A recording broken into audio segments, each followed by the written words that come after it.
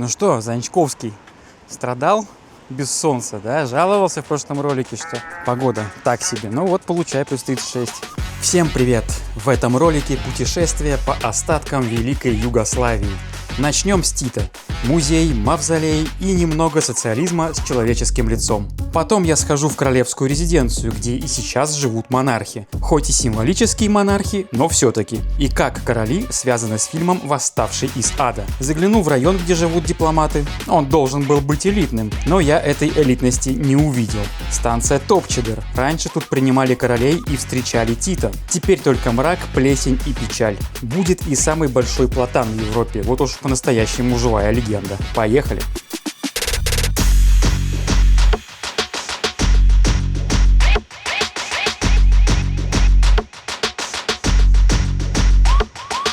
Я в Сан-Франциско. Город в стиле диско. Голливудские холмы наши местные. Ключ города Лос-Анджелеса. Современность, что-то я смотрю, не особо сохраняет свое прошлое. Клоун из твоих кошмаров. Это очень страшный город. Где вот элитная. Оп-оп-оп-оп-оп-оп-оп-оп-оп-оп-оп.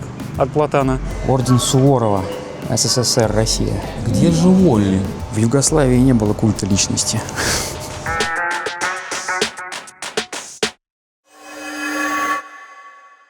Ну что, я приехал в Белград-центр. Давайте изучим сербский язык еще раз немножко. Степеница – это ступеньки, это лестница, да? Степень, ступень. Ну, покрытно вы можете понять, что это эскалатор. Эскалатор. И здесь то же самое. Оттуда я приехал, а вот туда я иду. Ну-ка, не закрывайся. Да, чувак стоял, прикладывал билет, а здесь свободный проход. Тут турникеты, я не знаю, зачем стоят. Видимо, в будущем будет что-то сделано, а так проход бесплатный. Ну, то есть билет-то все равно ты должен купить, и тебя его все равно проверят, поэтому... Так, в прошлый раз я не показал курилку. Пойдемте покажу курилку. Это у нас вот там. Хотя вроде что-то там никого нету, даже странно. Ну, в общем, когда вокзал строили, там была курилка. И там стояли толпы людей. Ну там что-то какие-то эти столики. Понятно, короче. Будет все благоустроено. Вот как будет выглядеть. Значит, мы вот здесь, в центральной части. Угу. Ну, то есть, вернее, мы вот вот здесь. В центральной части сзади. Ну да. Будет дорога. А это какие-то офисы, видимо. И парковки. И в прошлый раз это было такое видео. Самое первое на канале, поэтому я не рассказал. На самом деле про вокзал-то вообще ничего. Я просто ходил такой, вокзал. И тыкал пальцем везде. Прикол этого вокзала в том, что его начали строить в 1977 году. В 1977. Мы сейчас в 2025. И он еще строится. Должен был стать таким центром всего, центром Югославии. И прикол был в том, что... ёшкин кот. Помните, я говорил, да, что здесь... что здесь, как я назвал-то?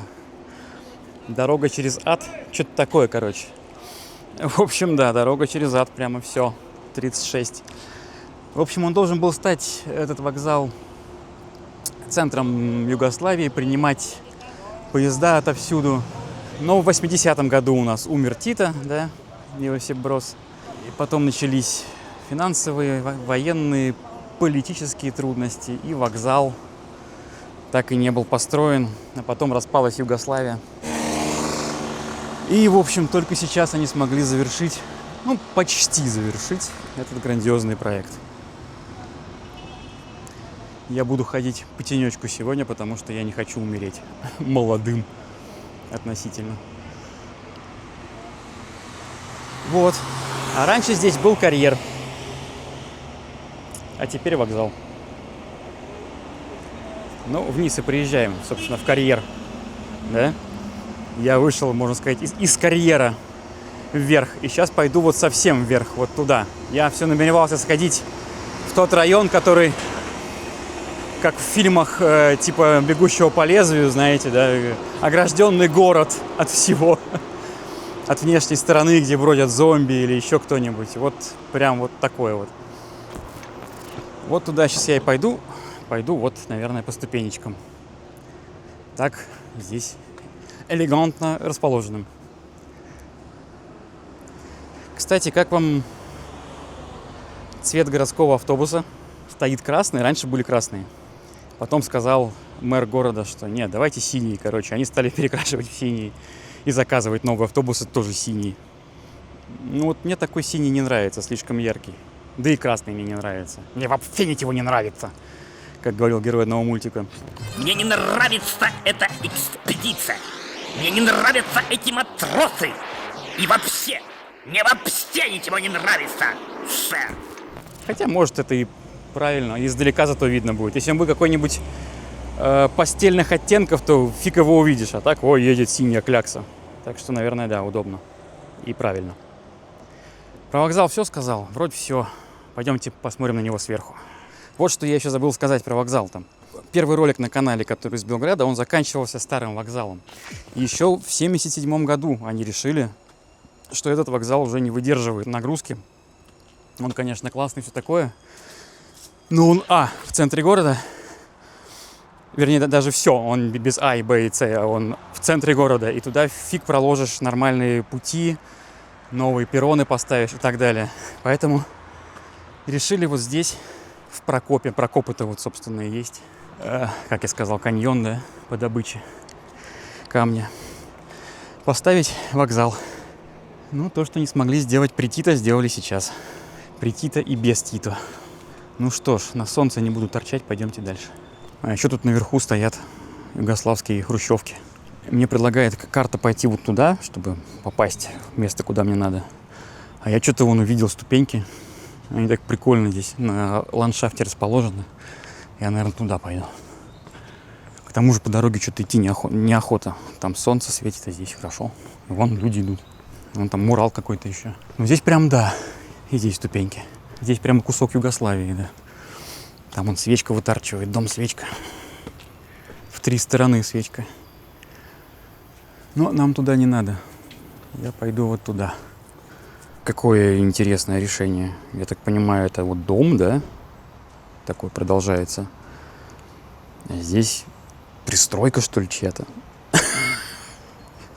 Забавно. Ну, то есть это не вход в парадную. Или в подъезд. Смотря где живете. Парадная или в подъезде.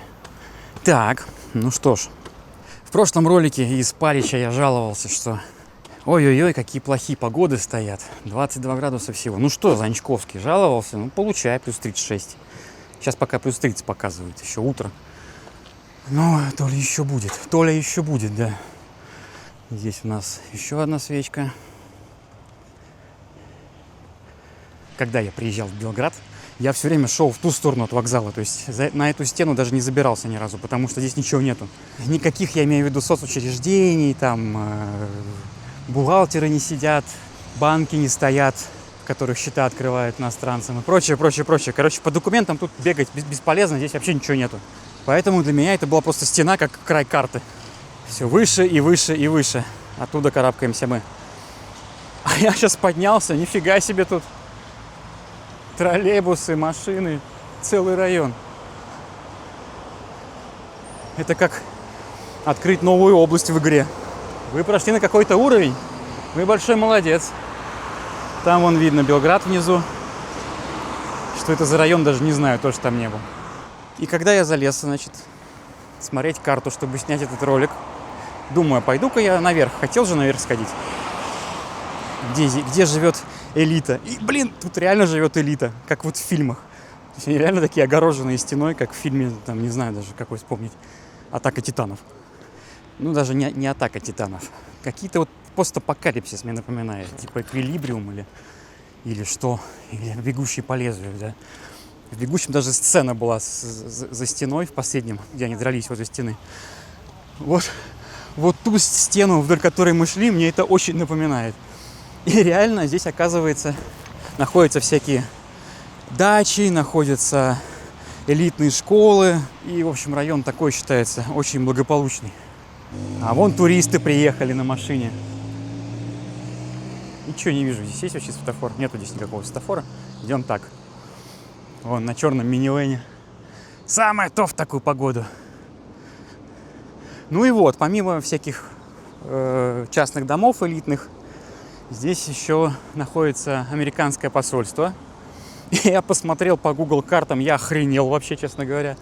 Я в первом ролике про Белград угорал над российским посольством, но тут уровень как уровень прямо. Это, я не знаю, это настолько выглядит странно и не отсюда, не из Сербии. То есть это в Нью-Йорке я могу себе представить, судя по видео из Нью-Йорка, да, подобное здание, огражденное там 10 заборами. Но для Сербии это прям очень странно выглядит. Такая, какой-то закрытый зиккурат, военная база внутри элитного района. Вот, ну и тут же находится рядышком китайское посольство, которое по Google картам выглядит, ну, просто посольство, да, и какие-то еще амбассады, они называются здесь. Амбассады стран. Но, плюс ко всему, я лазал по карте и понял, что я очень зря упускал этот район наверху, потому что вот вы уже видите, мы подходим, там фонтан и какое-то такое коммунистическое искусство на стене. Так вот, в этом районе находится просто, можно сказать, вся история Сербии. То есть мы сейчас у музея Югославии. А слева от музея Югославии, чуть там подальше, находится Дом цветов, так называемый. Это мавзолей, где лежит Иосип Броз Тито, который Югославию, собственно, и сделал. Но самый прикол в том, что вот туда дальше за музеем Югославии находится Королевский дворец и резиденция современного, в том числе, монарха Кара-Георгия. Да? Про Кара-Джорджича я рассказывал, по-моему. Да, про Кара-Георгия я рассказывал в ролике про Белград в самом первом. И немножко упоминал в ролике про Субботицу. Я в тенек встал. Я еще в больше пойду тенек встану. Туда вот аж в лес. Вот сюда. И здесь продолжу рассказывать.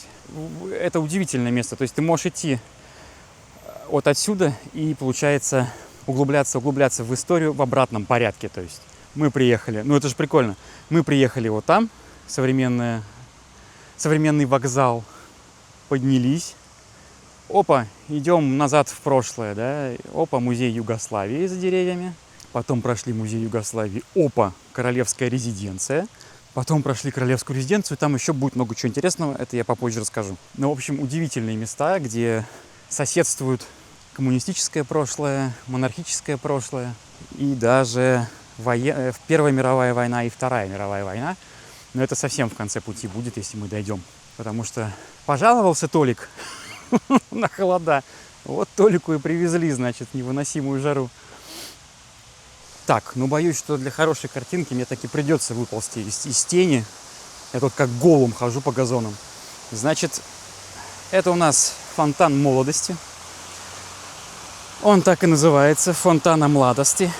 Тоже такой типичный представитель, как это сказать, не советского, социалистического искусства, да, монументального.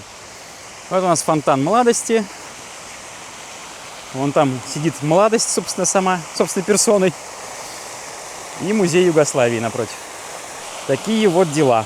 Ну, предлагаю к музею пойти. Как же я отвык в Воеводине от ступенек и лестниц. Это же просто ужас. Белград — это сплошные ступеньки, сплошные лестницы. И открытые пространства, на которых можно жарить яичницу. Отлично, я считаю. А вообще музей Югославии — это самый посещаемый музей в Сербии. Вот так-то. Пойдемте посмотрим, билеты есть и можно ли там снимать. А чё нет-то?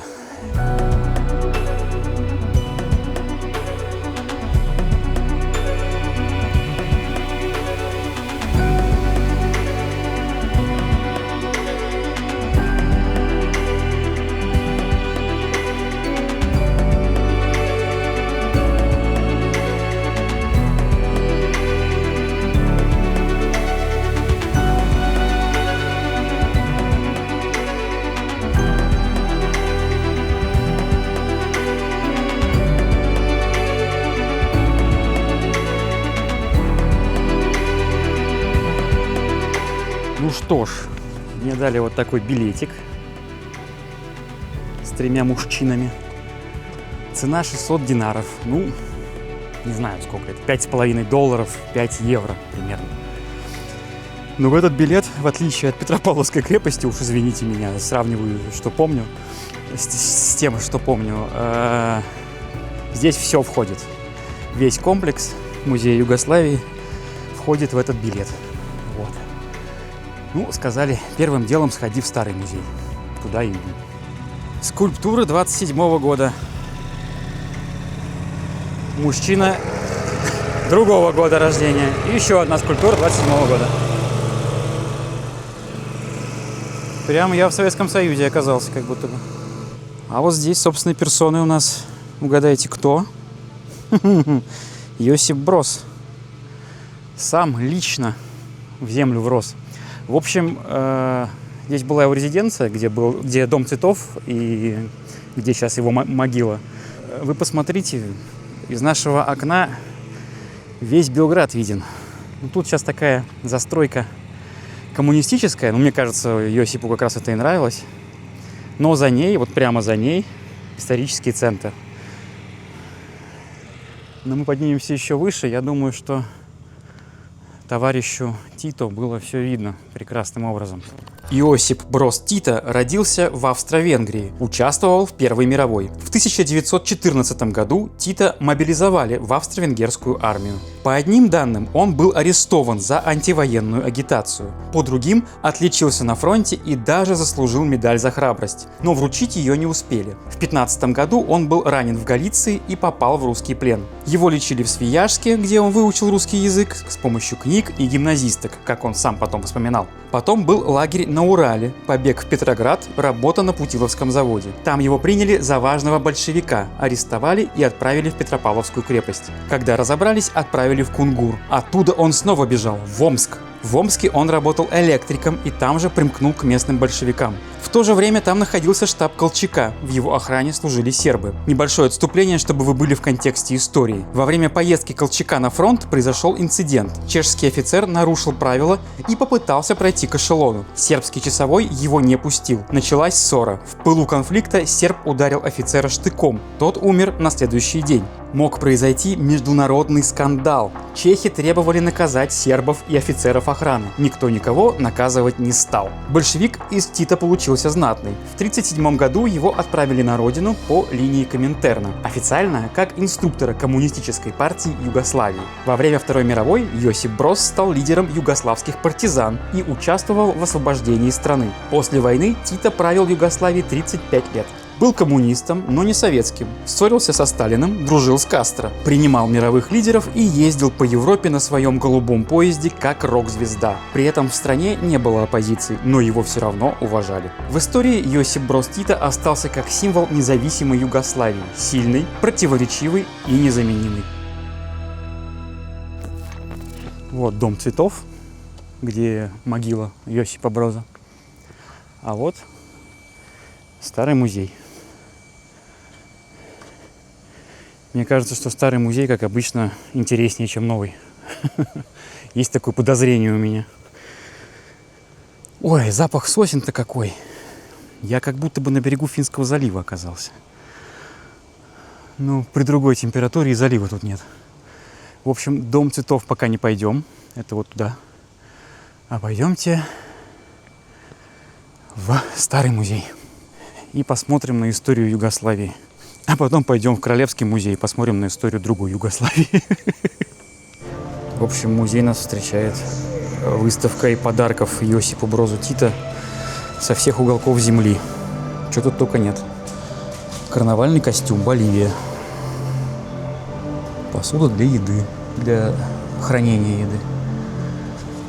Эфиопия. А вот предмет, который меня поражает как музыканта. Ксилофон. Вы такой ксилофон когда-нибудь видели вообще? Ксилофон из Бирмы. Я смотрю, буквы знакомые. Москва. Стакан. Подарок епископа Кировоградского Сергия Йосипу Бросу Тито. В Югославии не было культа личности. Так и думал, подарок из СССР. Если бы я такую вазу подарил моей жене с изображением ее на вазе, мне кажется, она меня прибила бы этой же вазой. А у вождей ничего, нормально было.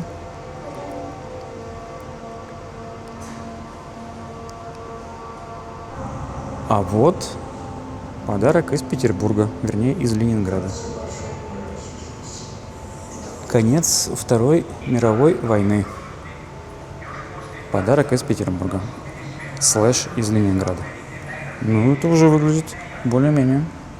Сразу видно Питер. Я угораю, если что. Ну и Республика Китай. Вы представляете, вот это действительно искусство. Вот это круто.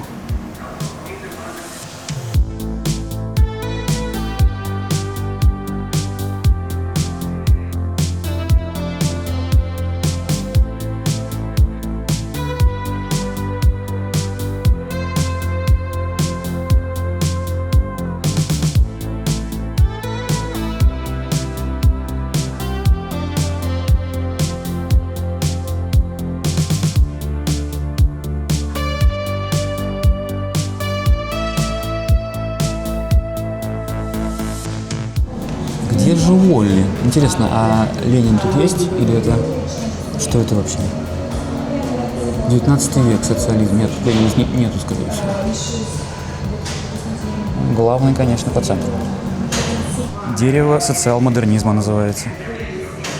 Пролетариат. Как финальная точка. Я даже в очках прочитать не могу. Интернационалисты 1864 года. Парижская коммуна 1971 года. В общем, сюда надо идти с историком, конечно.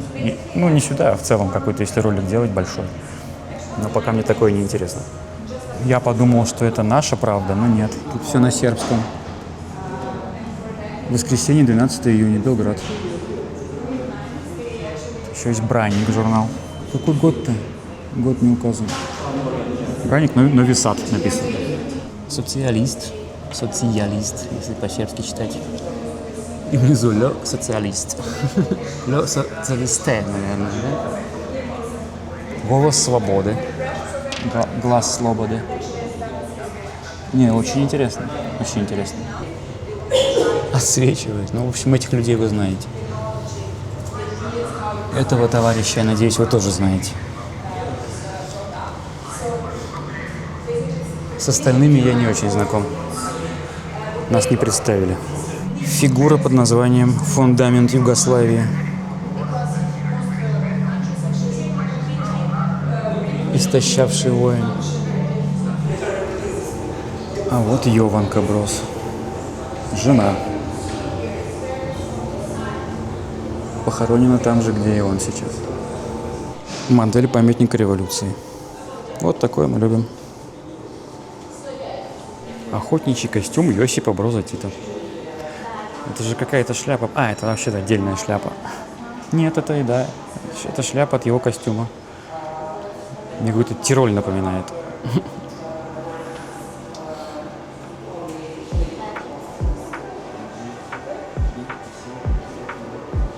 Жакет. Утренний формальный костюм. Привет, жакет.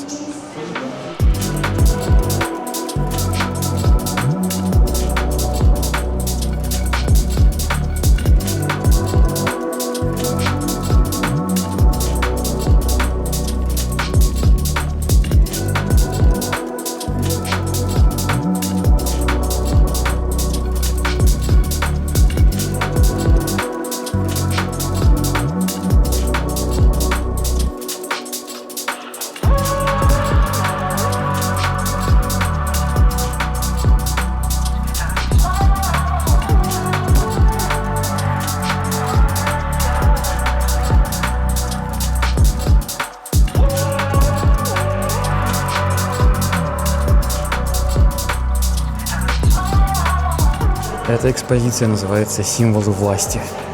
Я даже не буду на них, на всех прям останавливаться, но вот партизанский значок. Это интересно.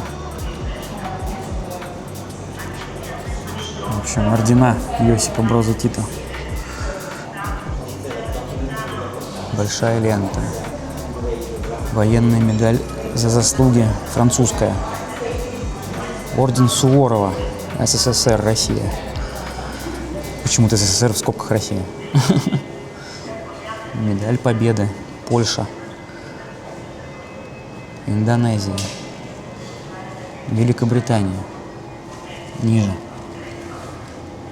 Конго. Господи боже. Республика Колумбия. Короче, чего только нету. Венесуэла. Вот Венесуэла дорого-богато.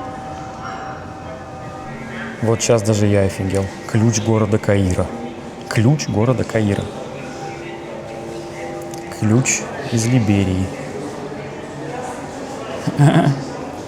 Узнаете Юрия Гагарина? Город Пулы, Хорватия. Ключ города Лос-Анджелеса. Макет прогресса и эмансипации. Нови Сад. 49-й год.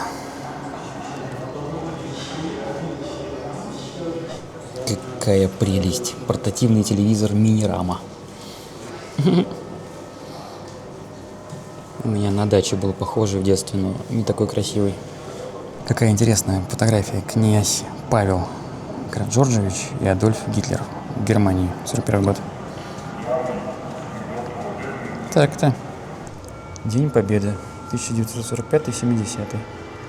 Победа участника юбилейного парада. Йосипу Брозу. Вот это круто.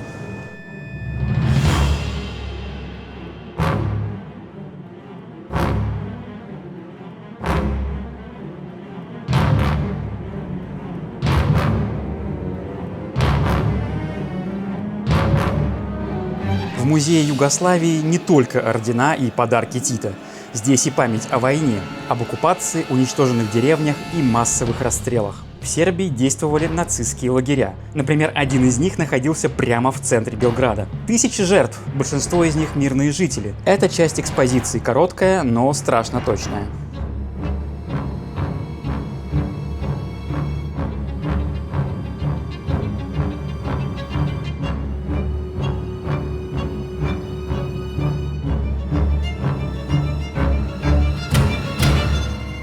Сербия поистине страна контрастов. Сразу же за экспозицией про концлагеря находится уголок югославской рок-музыки.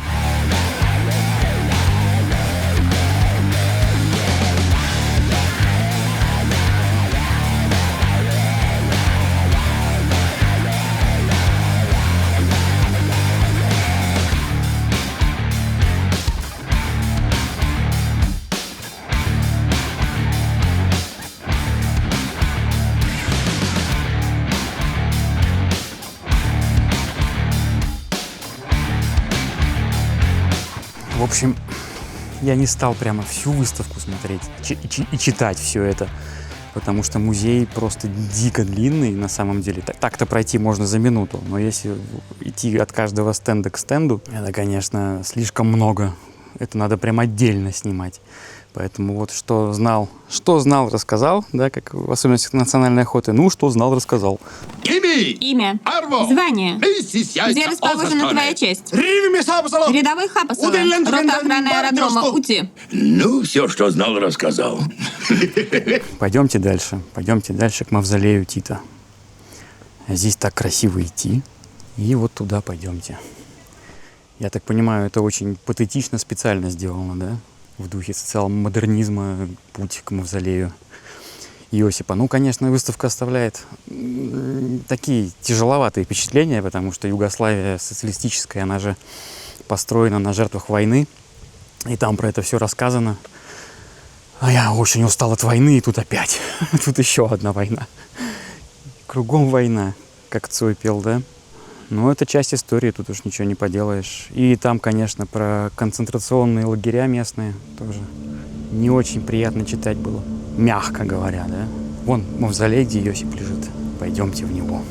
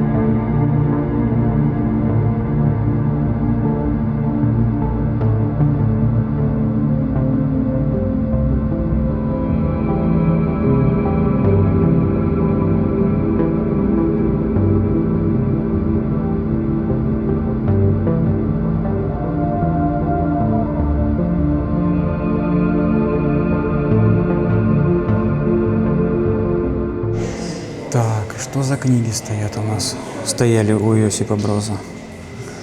Ни одной не знаю. Вообще ни одной не знаю. Я думал, может, хоть что-то буду знать. В общем, слишком умный человек был, чтобы что-то обычное читать.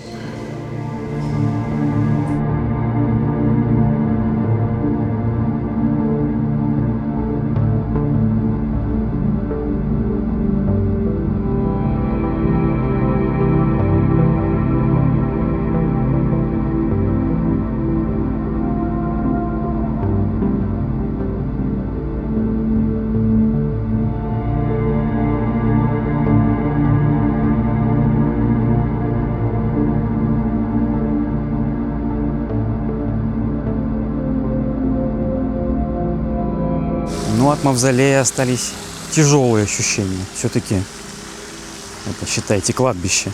При этом довольно странно, да. Вроде мавзолей, а он светлый, весь в цветах. И нет никакого таинства, как у нас с Лениным, да, когда все в темноте и там что-то. Нет. При этом все равно выглядит довольно... давит немножко на тебя.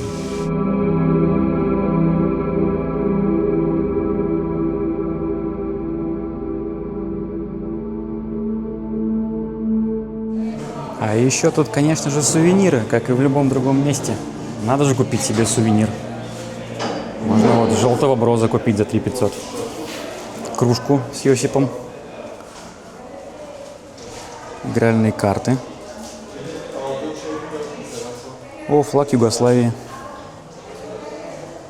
Я, кстати, обещал своему другу из Испании флаг Югославии привезти. Купить, что ли? Флаг Югославии поменьше. 1000 динаров. А есть совсем маленький флаг Югославии. Ребенку можно дать. Футболки. Что за футболки нам дают? С лозунгами. С машиной. Футболка Югославия. Вообще нормально.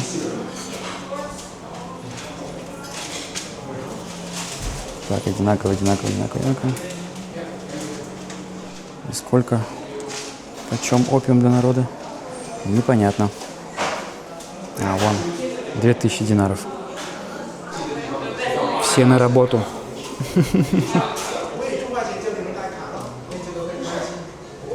И тут все на работу. Понятно? А это тоже продается? Карта Югославии. Смотрите, вся Югославия. От Любляны вон. До Сараева. До Скопья. Сколько стоит, интересно? Непонятно. В общем, да, капитализм победил. Сначала ты смотришь на становление Югославии через линзу Второй мировой, потом на концлагеря Второй мировой, потом на мавзолей Иосипа Броза Тита. И в финале всего этого, когда ты уже эмоционально заряжен, можешь купить синего или желтенького Тита. Ну, не знаю, как к этому относиться, потому что, с одной стороны, хочется сувенира, с другой стороны, как-то это неуместно. Я был, когда в Аушвице, там, по-моему, не было сувениров, это было бы максимально странно. Но и это не Аушвиц, с другой стороны, это просто музей. Поэтому, наверное, это нормально, просто немножечко странно выглядит, так как коса на камень находит. Но в целом сходил, не пожалел. Пойдемте дальше по Санцепёку.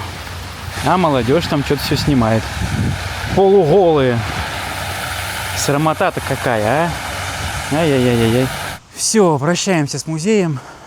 Было круто. Вот в это здание я так и не пошел, потому что я на часы потом взглянул. Батюшки, а я там уже 2 часа шарахаюсь.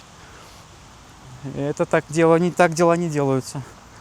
Ага. А вот у нас экскурсионная группа приехала из Китая. Идут по тенечку. Надо было раньше перебежать в тенек. Ну ничего, сейчас я тоже до него дойду.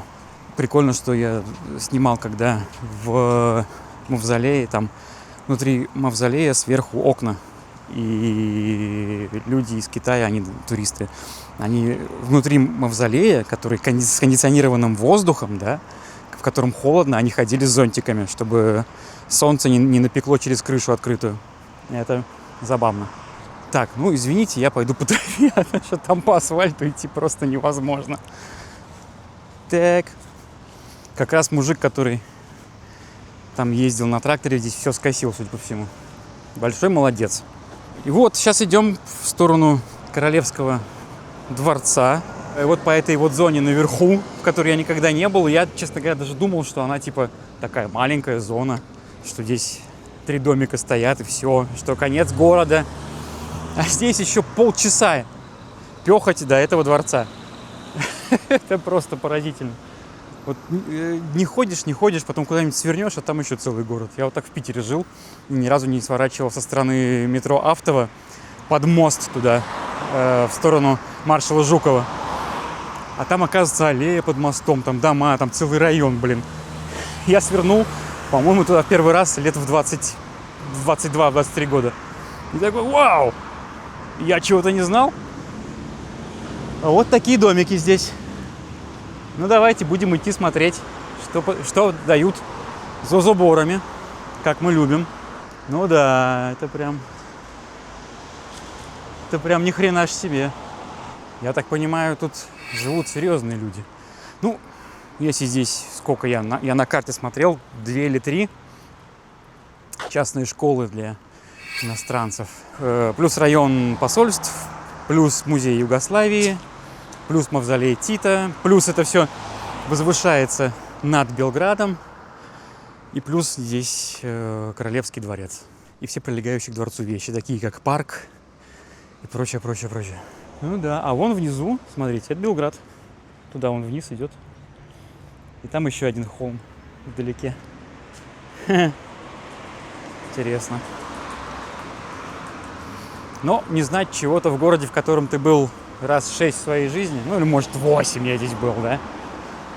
Это нормально. А вот про Питер мне, конечно, смешно было, да? Это ж нифига себе забор в 2 меня. Вот это да. Ну, хоть колючей проволоки нет и автоматчиков. Это радует. А, это консульство. Республика Индонезия это. Эмбасси, Республика Индонезия. Национальная еда, мальчики на лошадях. Комодский дракон. Страшная штука. Так, что еще имеем? Антикварный магазин. Я подумал, что антикварный это вот там. Но антикварный это вот. Да, это сносят по-любому. И вот тут какой дом красивый. И его тоже. Ну его все уже, да. От него ничего не осталось. А, я забыл, я же в Белграде. Здесь принято парковаться вот так. Каждый раз, как в первой. BMW. Ну там прямо 2 BMW рядом стояли, знаете. Ну что-то элитные, а вот это вот прям псарня какая-то. Или конюшня. Нет, ну вы видели? Нет, ну ты посмотри на это. Офигеть. Ну, в общем, да. Это какой-то прям голливудские холмы наши местные. Район, по которому я иду, на Google картах называется Дипломатская колония. Я так понимаю, все эти Неврот-Компотовые дома — это дома, где живут дипломаты. Ну, да, раз здесь школа, где учатся дипломаты, то и дома. Ну, даже район назвать дипломатической колонией — это прям прикольно. Такое все за заборами. Наше любимое вообще занятие, да. Купить себе дворец и за забор его, за забор. И собак еще по периметру, и ток пустить. Это мое вот любимое. А еще такие районы, конечно, меня умиляют тем, что тут вообще ни хренашеньки нету. Что в Питере, что там где-нибудь в Америке, что в Белграде. Это просто дома. Ни магазина, ни хрена вообще. В шаговой доступности просто ничего нету. Ни аптеки какой-нибудь, вообще ничего. Я понимаю, что это такой стиль жизни, что тебе либо гувернантка все привозит, да, там, или кто-нибудь еду, Либо ты там раз в неделю гоняешь в большой гипермаркет, но шаговая доступность, она же на то и шаговая. Надо купить водички там, или лейкопластырь кончился, и что, ты будешь садиться в свою машину, значит, пердячить полчаса до ближайшего магазина? Ну, не знаю. Вон там какой-то ларек первый появился, я уже 30 минут иду, вот первый ларек появился. И то это какая-то, типа булки какие-то, такое. Медицинский центр хотя бы есть, вот. Забавно, вот, каждый раз меня это умиляло, что, типа, хотел бы ты жить на каменном острове, Анатолий? Сначала такой, ну, вроде как да, а потом думаешь, а там же нет вообще ничего. Типа, там стоит дом, Нева с двух сторон, и все. Наверное, нет, не хотел бы. Спасибо, пожалуйста, не надо. Вот еще какая-то амбассада. Республика Пакистан. Смотрите, Пакистан. Такой вот у нас сегодня Пакистан.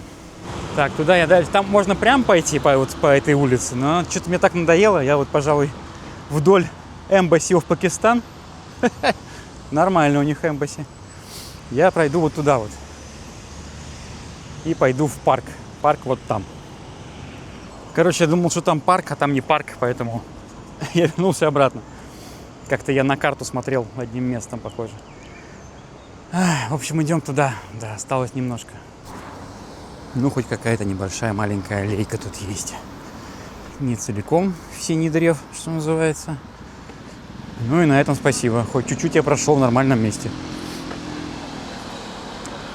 Детская площадка. Надо это снять. Это просто какой-то... Что это? Тут, на удивление, какие-то многоэтажки.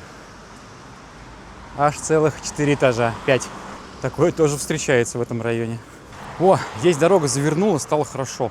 Здесь тенек от деревьев. О, давайте, пока мы идем, я немножечко расскажу, куда мы с вами идем. Мы посетили, да, Дом цветов, мы посетили Мавзолей, мы посетили музей Югославии. И меня очень прельщает, что вот в этом же районе находится Королевский комплекс и Белый дворец. Белый двор – это часть Королевского комплекса. Он был построен в 30-х годах для наследника престола. Здесь жили Карагеоргиевичи, династия, которая пришла к власти после восстания против османов. Потом были войны и миграция. После социалистической революции семью выгнали. Сейчас они вернулись и живут тут, принимают гостей и устраивают экскурсии. Да, похоже, мы пришли вот к королевской резиденции. А там, как интересно, попасть-то туда как? Прям вот так? А, вон там какой-то вроде как есть калиточка. Вот нормальный забор, из которого видно, блин. Вот у нас парк. Короче, да, я 39 минут, если быть точным, я шел до королевской резиденции. Но поскольку это, как я и сказал, это королевская, резиденция, меня туда не пустили, сказали, только в составе организованных туристических групп.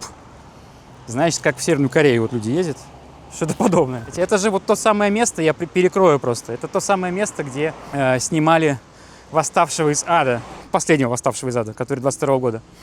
И этот Белый двор как раз был в фильме не резиденции короля, а резиденции главного злодея. Внутренности, конечно, снимали на киностудии, а внешние всякие проходки и прочее снимали здесь. И вообще режиссер фильма выбрал Белград для съемок «Восставшего из ада», потому что, это цитата, потому что это очень страшный город. Вот. Ну, собственно, да, вот. В Белом дворце снимать, потому что это страшный город, это потрясающая, конечно, фигня.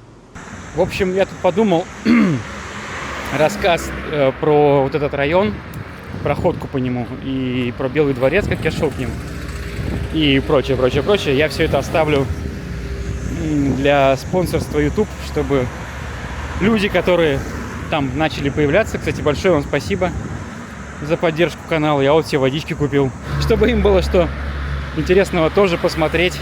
Так что да, это я тоже оставлю. Тут ничего интересного, пацаны. Абсолютно ничего интересного не было. Никаких рассказов про посольство Америки, никаких рассказов про восставшего из ада. Как вам показалось? Это я, значит, хотел пойти по элитному району, но тут все к чертям перекопали. и в тенечке не пройдешь, и дороги нормальной нет. В общем, я, как обычно, куда-то влип в какую-то хрень. Моей удачливости будут слагать легенды. Ваш район для богатых что-то мне не нравится. Выключаем. Можно другой район, пожалуйста? И писателя Теодора Драйзера я не очень люблю. И улица его имени не впечатляет. Не, ну на самом деле я все шутки шучу. Я думаю, когда здесь переложат, все здесь будет прям зашибись. Посмотрите на эти домики. Да? Несмотря на лютый трэш с дорогой вокруг, ее, во-первых, что странно, не перекрыли. Во-вторых, все равно, вот это особенно, что это впечатляет.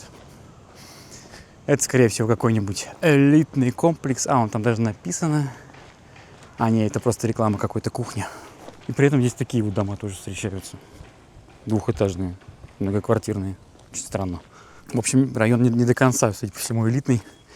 И не до конца район. Судя по тому, как я иду. А идти еще прилично. Причем я видел какой-то пост, статью про район, вот этот, где классные дома такие, особняки, можно ходить, бродить. Что-то я сейчас прошелся, я вообще нифига такого не увидел. Я увидел какие-то, американское посольство, которое больше похоже на военную базу. Я увидел посольство Арабских Эмиратов, увидел посольство Пакистана, увидел посольство еще кого-то. И все это было максимально за заборами и некрасиво. Ну, у некоторых посольств, конечно, были красивые здания, но в целом это все как-то странно выглядело. Я что-то понять не могу, а где вот это вот? Где вот элитное? Где? Вот здесь элитное? Мини-маркет? Вот это вот мини-маркет. Работавший еще в ту войну, видимо. И вот, аллилуйя, я свершил. Да, я совершил поворот. Я свернул в парк Топчедер. Топчедер это... Ну, сейчас все расскажу. Давайте сначала по парку пройдемся. Божечки-кошечки, как же мне надоело ходить по этим элитным районам. Боже мой, это что-то с чем-то. Такая скука, я такой скуки давно не видел. Итак, во-первых, посмотрите на этот платан, вокруг которого какие-то жертвоприношения, скорее всего, происходят, да, как в фильме «Солнцестояние», судя по флажкам. Это его ветка. И ее подперли, чтобы она не упала. Это какие-то прямо кроненберговские конструкции. И он туда вот растет, ему вообще нормально, такая ветка ползет такая, оп, от платана. Буду расти там. Как его так подпирали-то, интересно. Давайте почитаем. 30-метровый платан. Крона 50 метров. 51 метр. Обалдеть. Один из больших платанов, самых больших платанов Европы. Но я так понимаю, что его постепенно, год за годом, эти штуки отодвигали, чтобы оно не падало, и оно вот дальше растет. Или не отодвигали, оно спокойно росло себе к следующей штуке. Это, на самом деле, это выглядит довольно, не скажу, что уродливо, но как-то прямо что-то такое в этом нездоровое есть. Ну что, прогуляемся по парку до ЖД-станции Топчедер, а я вам пока про нее немножечко расскажу. Мы с вами сейчас двигаемся к старой станции Топчедер, которая была построена аж в 1884 году. Одни из самых таких событий с этой станцией связанных, что, например, во время Первой мировой войны она выполняла функции главного вокзала Белграда. В 1931 году, соответственно, уже после войны, была реконструирована, и к ней была добавлена королевская приемная. Но самое интересное, как я говорил, что здесь переплетена история с окончанием Второй мировой войны, когда к власти пришел Тито, и Югославия стала социалистической, там стоял плавивоз. В общем, плавивоз — это, как сейчас, наверное, ну, нехорошо так сравнивать, это немножко некорректное сравнение, но вот из всех, кого я знаю, лидеров стран, это вот в Северной Корее, да, товарищ ездит на поезде. Вот что-то типа того. В общем, двигаемся сейчас в сторону ЖД-станции. Надеюсь, что я правильно иду. Хотя здесь вроде все пути туда ведут. Но я не очень в этом уверен. Ну и вот сама станция Топчедер. Я так понимаю, это она. Историческое и очень заброшенное. Да, странное зрелище, конечно. На той стороне вон китайские туристы тоже идут в непонимании, что они только что посмотрели. Ну, в общем, да, старая станция Топчедер. Построенная аж в 1884 году. То есть как раз в те времена, когда строили еще Субботинскую станцию, вот эта вот вся австро-венгерская ЖД-дорога. После Второй мировой здесь встал плавивоз Тита. И, между прочим, на этом поезде он принимал, кого только не принимал, Черчилля, де Голля, Софию Лорен, Елизавету II и прочих. Былая слава. Была слава, да пропала. Обидно. А здесь были ЖД-пути. А теперь здесь ничего. Ну, видно, что такое место было, да, вот здесь очень много путей явно было. Что ж, пойдемте обратно в парк. А то на жаре меня сейчас размажет. Вот такие истории у нас сегодня с вами. От королей до современности. От королей через социализм до современности. Современность, что-то, я смотрю, не особо сохраняет свое прошлое.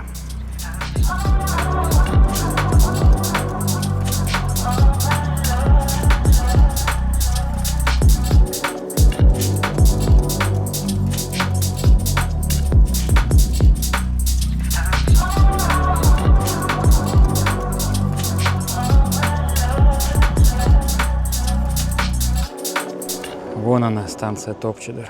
Да, к ней не зарастет народная тропа. К сожалению, зарастет. Пока народная тропа не заросла только к ларьку с алкоголем, вот там стоящему. К этому, видимо, никогда не зарастет. Ну что ж, ладно. Это было печальное зрелище. Я думал, честно говоря, и по фоткам, и по всему, и по исторически, и по крутости именно историчности этого здания, что оно будет классное. А я получу какую-то окраину, где люди приезжают на машинах, бухают и уезжают. И вот такой вот ларек. Да.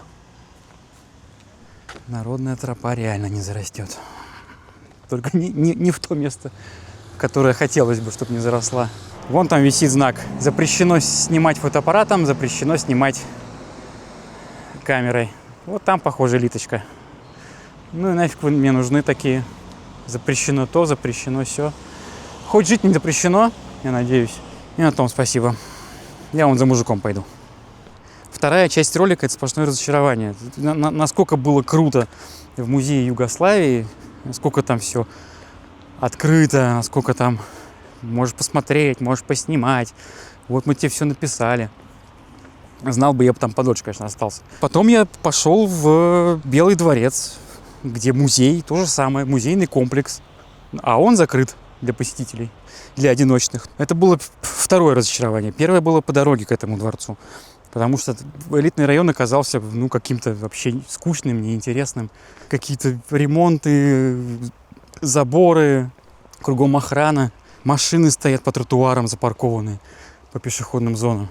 Что-то хрень какая-то, короче. Возможно, я пошел не в ту сторону района Дединье. Я до сих пор не могу выговорить это слово почему-то. Возможно, я пошел не в ту сторону. Возможно. Возможно, я все сделал неправильно. Но у меня был маршрут по историческим местам, которые есть на Google карте, о которых есть куча информации. А получил я в результате только один нормальный музей. И все. Ни района, ни Белого дворца. Я думал, что Топчедер будет станция классная. А это просто какая-то заброшенная ЖД-станция, станция Строганова, блин. Причем кругом ездят машины с номерами посольств, с консульскими черными номерами. Кругом какие-то элитные школы, а я не вижу ни хрена элитного. Я просто понять не могу, что здесь элитного. Может, я какой-то дурак. Что здесь элитного? Кто мне может объяснить, почему этот район элитный? Или это прям окраина элитного района, где живут говнари? Тоже странно. Люди везде ходят. Вот там только был шлагбаум, и пошли они в задницу. Вообще непонятно. Короче, хрень какая-то. Здесь какой-то канал, забросанный мусором с ног до головы. Какие-то мужики в кустах бухают. Я что-то, видимо, не понимаю. Или я свернул поворот не туда. Ну, судя по по тому маркету, который стоял напротив станции Топчедер, это вот там по всем клише должна быть заправка, где будет сидеть предвестник смерти, какой-нибудь криповый заправщик, и говорит: не езжайте туда. Вот это такой вот реально поворот не туда. И более того, напротив станции Топчедер, через этот овраг, где проходили ЖД-пути, я увидел 2 китайских ошалелых туристов, которые тоже не понимали, куда они забрались. Они, очевидно, хотели посмотреть на историческое место, а увидели не то, что даже труп от исторического места, они вообще ничего не увидели. Стоит какое-то заброшенное обшарпанное здание, и все, в которое даже не зайти. Но зато я увидел 2 ящериц. В общем, странные впечатления. Ладно, пойдемте закончим хоть в гайд-парке. Я надеюсь, что хоть в гайд-парке будет хорошо. Это получится полный круг по району. Ну, давайте завершим наш круг сатанинский. Мое любимое. Подъемы и лестницы. Плюс 35. Идем на финальную точку. На гайд-парк. Вот так идем. Прямо супер круто вверх. А иду вот оттуда. Это прямо покорение Эвереста какое-то. Ну, сейчас включусь оттуда уже, наверное. Если ничего интересного не будет. Ну вот, чтобы вы понимали горизонт, да? Я в Сан-Франциско. Город в стиле диско. Почему вот возле вокзала вообще не элитный район? Хотя бы выглядит нормально. Ну, правда. Там вообще какой-то вот из дерева панелей. Почему? А в элитном только заборы и мусор. Не понимаю. Или вот. На дом Линча похоже из «Шоссе в никуда».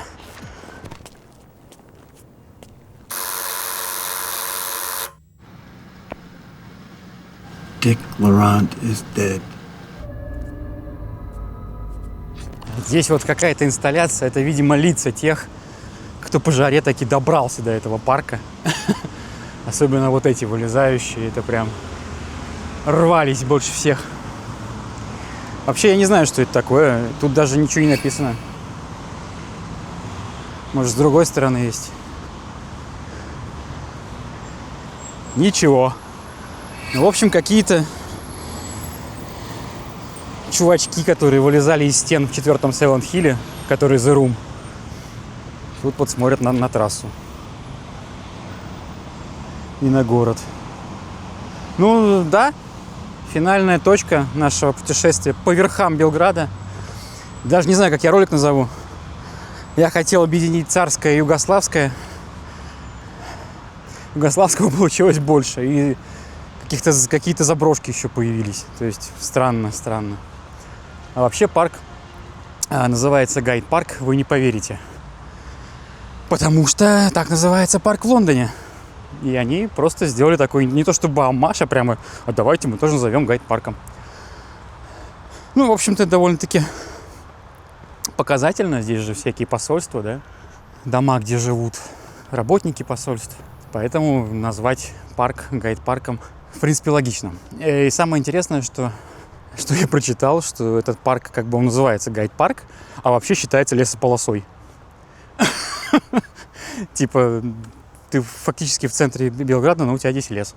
Поэтому мы гуляем по гайд-парку, который гайд-лес. Ух, какие ворота. Я так понимаю, это official, да, вход? Ну, пойдемте вот по центру. Вообще, место расположения, конечно, такое, да. Весь Белград — это лоскутное одеяло, да, и вся история Балканского полуострова — это очень лоскутное одеяло. И парк расположен так между мавзолеем Иосифа Броза Тита, да, между Королевским дворцом и между домами, где живут дипломаты и учатся их дети.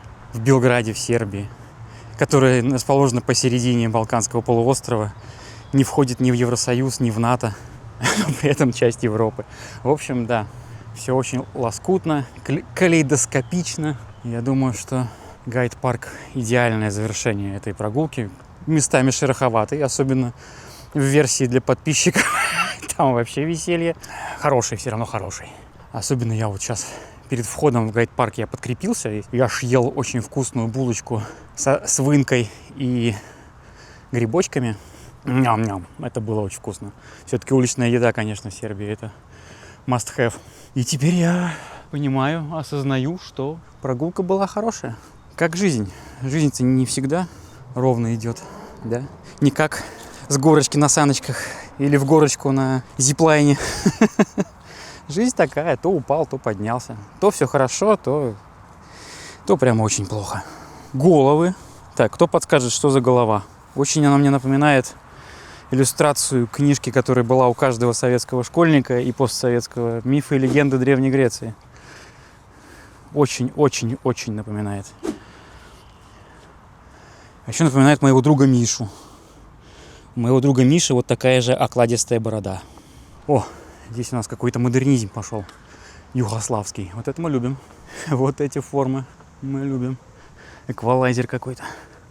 Обидно, что вот они поставили все это современное искусство. А чего вы не подписали-то? Вот рожа на входе. Это что такое? Как я должен это узнать? Из Google карт. Мне 90 лет. Я не умею пользоваться Google картами. Можете написать, пожалуйста. Спасибо. Вот такой вот парк. Я, по-моему, забыл сказать, он был построен в 30-м году. Или в 30-х. Моя память на жаре меня подводит. В общем, скажем, что в 30-х. Не ошибусь. Тренажеры, там мужик полуголый качается. Ну, пойдемте к мужику полуголому, что делать? А, не, мужик полуголый куда-то ушел. Ну, короче, да, здесь тренажерочка на улице. Чтобы в плюс 35. Я, кстати, когда был в Барселоне, я поражался. Там вот на пляжах эти стоят тренажерки. Типа плюс 40, песок, от песка еще фигачит. Возле моря. И народ там железа тягает. У меня бы сердечный приступ, наверное, случился. Как говорится, пердечный приступ у меня бы случился. Или, как говорят еще, пердечный дриступ. Мы, может быть, даже сейчас увидим, где мы заходили. Мы, как змея кусает свой хвост, сейчас выйдем. Я бы не сказал, что этот гайд-парк действительно выглядит как парк. По сути, это просто кусок леса. Я вот что-то не вижу здесь каких-то особых штук, кроме 2-3 инсталляций в начале. Ну, собственно, и все. Как называют змею, которая кусает свой хвост? Я почему-то Линча вспоминаю каждый раз, или какой-нибудь Silent Hill, или еще творчество какого-нибудь режиссера. А вот такие банальные вещи, как змея, кусающая свой хвост, как называется, я не помню. Да, я уже вижу. Вот там я шел. Сейчас вы тоже поймете, с чего мы начали. Может быть, ролик закольцевать? Типа раз, я такой на вокзале, и начинаем заново. Ну вот, да, эти многоэтажки. А шли мы вот ровно вот там. Видите? И пришли мы вот сюда. И вот там музей Югославии. А вон автобусы стоят туристические. В общем, спасибо, что досмотрели. Я надеюсь, что сейчас я дойду до вокзала и реально закольцую ролик на вокзале. Сниму поезд, на котором я поеду обратно. Я вот только что вспоминал шоссе в никуда Линча, да? Но там не совсем круг получается, там лента Мёбиуса получается. Но сюжет закольцован ровно так же. Сейчас я сяду в поезд и увижу приезжающего на другом поезде в Белград Толика. Вот это было бы круто. Нифига я фонтанирую идеями. Надо было раньше поесть. Может, тогда бы и на Топчедере что-нибудь придумал. А там негде было есть. Это элитный район, там даже поесть негде. Там какой-то есть ресторан очень с крутыми фотографиями. Я нашел на Google картах, я вставлю фотки. Но я чувствую, что я как будто в этом ресторане, во-первых, я бы отдал все свои деньги, а во-вторых, я бы там сидел часа, наверное, 3. Так, что тут у нас? Этой фразы сегодня не было, кстати, в ролике. Я пытаюсь эту фразу вставлять в каждый ролик. Она мне очень нравится. Это фраза моего лучшего друга. Так, что тут у нас? А ничего, сейчас к вокзалу выйдем. В общем, спасибо, что досмотрели. Вот там впереди я вижу Белград, который не приближается, вот приближается. Вон там проглядывают небоскребы вдалеке. Вот. И вокзал выплыл из-за деревьев. Вот туда мне и надо. Да, надеюсь, всем все понравилось. Подписывайтесь на Telegram, на спонсорство YouTube, если хотите видеть больше и поддержать Толика. А поддержать Толика — это всегда хорошо. Ну и что еще? На канал подписывайтесь, ставьте лайки, колокольчики. Кушайте, ребята, кушайте и пейте водичку. И тогда жизнь даже в самых неприятных ситуациях зацветет красками. Всем пока. Даже микрофон надевать не буду. Небольшой автоп. Вот сижу я на вокзале Белграда, да? Все красиво. Это ресторан. Тут ресторан. там ресторан. Здесь вот по центру кофе мне вот налили. Да? Вроде все хорошо на вокзале. Но знаете, чего нету? Что должно быть на вокзале всегда, но его здесь нету. И что они забыли? Догадаетесь? Камер хранения. У них на вокзале нет камер хранения.